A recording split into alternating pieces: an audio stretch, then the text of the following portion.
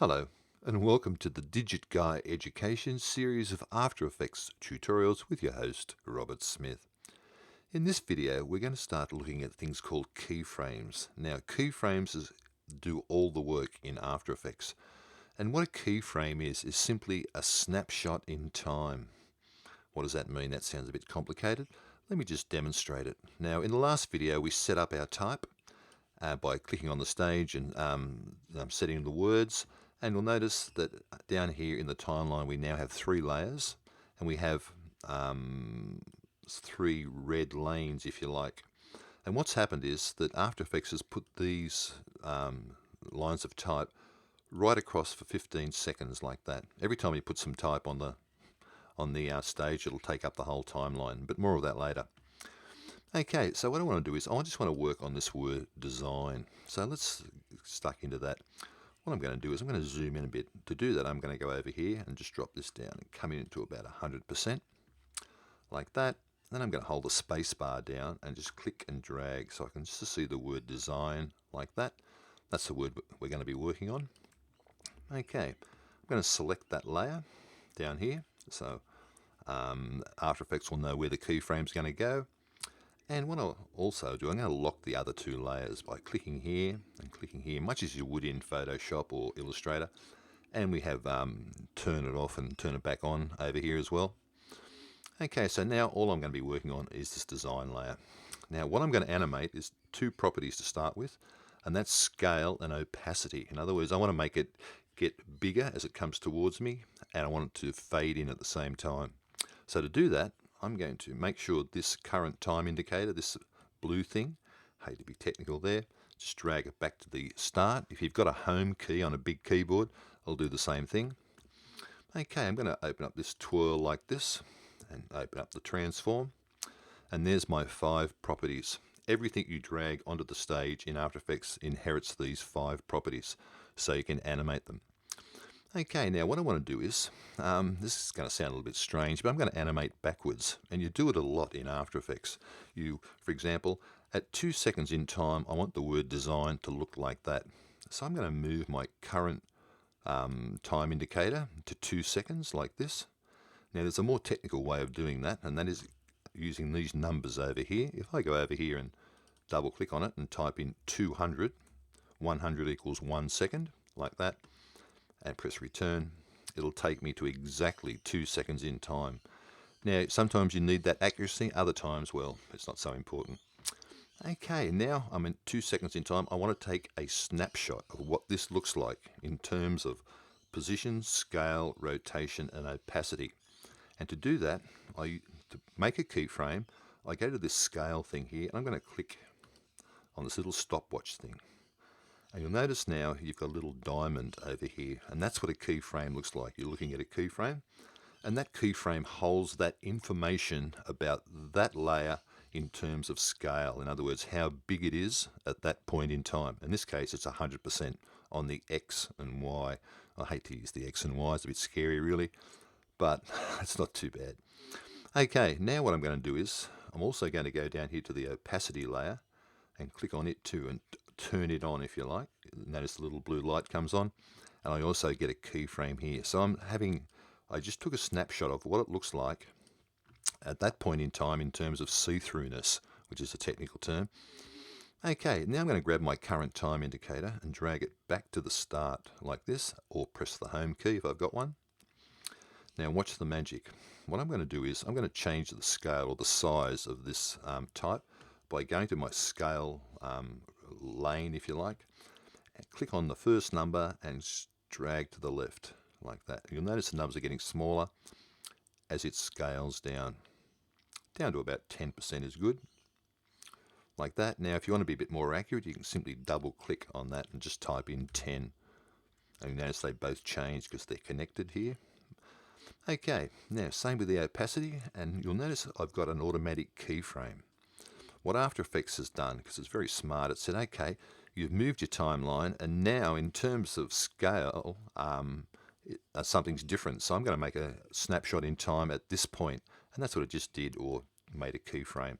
I'll do the same with the opacity. If I click down here, start to drag this number to the left, you'll see the minute I change it, I get an automatic keyframe. And I'll just drag that to 0, like that. So now, let's watch the magic. If I click and drag my current time indicator, you'll see that it's now fading in and scaling up. And when it gets to 2 seconds, it looks exactly as it did at the start. So that's what it's all about. It's all about using keyframes, these little diamond things. You must have at least 2 keyframes to animate. So you can animate from there to there. If I press the space bar, it'll play it for you automatically. Press the space bar, it'll stop again, like that. Okay, so that's a very rough animation, and you spend most of your time starting off with rough animations, then you tweak them. Like, for example, I'm not real happy with how fast that's happening at 2 seconds. That's far too slow. Okay, so what I want to do is I want to grab these 2 keyframes, the ones at 2 seconds, grab those, and just drag them to the left to about here. So they're a lot closer together. And as you would imagine, it'll happen a lot faster because those keyframes are closer together. If I was to select them by dragging a marquee and dragging them a long way apart, like that, you'll see how slow it is. Just like that. So it's great. You don't have to be exact when you place your keyframes, just fairly approximate, and then go in and just move them left and right to where you want them to be, to the speed you want them to be, which is pretty quick. That's what we want. Really quick, like that. Okay, we're happy with that. So we wanted to do that to zoom in. Then we want it to stay there and do nothing. Now it's not going to animate any more on that line in terms of scale or opacity. It's going to stay the same size, and it's going to stay at 100% opacity. So that means I don't need any more keyframes. But what I do want, I want to set up a position at about 2.5 seconds. See, I'm dragging my current time indicator like that. And again, it's about, we can always change it later. So I'm going to put it about there like this, and I'm going to click over here and turn on the position layer like that. And as you can see, it wasn't important up to this point where it was, because it was in the one position. It was just getting smaller and bigger. Oh, sorry, it's just getting bigger and fading in. Okay, but now we need to move it off the stage. So I need to set a snapshot at that point in time by just clicking on there. I'm just going to move it along just a little bit like that, approximately the same area between these 2 keyframes. Then I'm going to click on that layer, hold the Shift key down, and drag to the left like that. And as you can imagine, After Effects will fill in all those frames for you. Let's go back to the start and watch the magic. Fantastic, stays there, and then goes off to the left. So that's it, basic keyframes, snapshots in time. Now let's go in and tweak that. Now to zoom into my timeline, it's really something quite unusual. It's this little blue thing here. If I grab that and drag that to the left, you'll notice how the numbers here are changing, like we're looking at a finer resolution. Now we're down to 1 second, 2 seconds, and if we keep dragging, we can go right down to 1 frame. We can get right in on the timeline, but not yet. Okay, so I'm going to zoom that so they're in 1 second intervals like that. So now I know that my first between there and is about ½ second. And I want this to happen at, say, that's too much, about 2.5 seconds. And I'll just grab this and I'll drag that to about there. So it's about the same time it takes. And let's just rewind or click anywhere up here. And that's great. That's the sort of speed we're looking for. We want it to zoom up, stay there, and then zoom to the left. By the way, you can use these things over here, these transport mode things like for rewinding and whatever.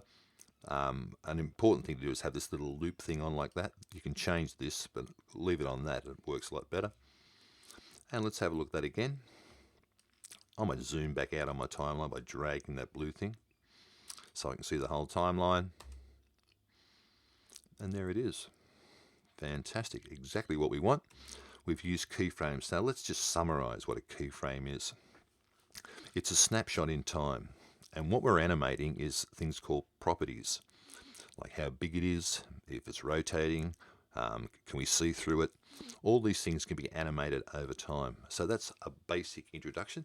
In the next video, we'll animate the other 2 lines. Okay, thanks for watching.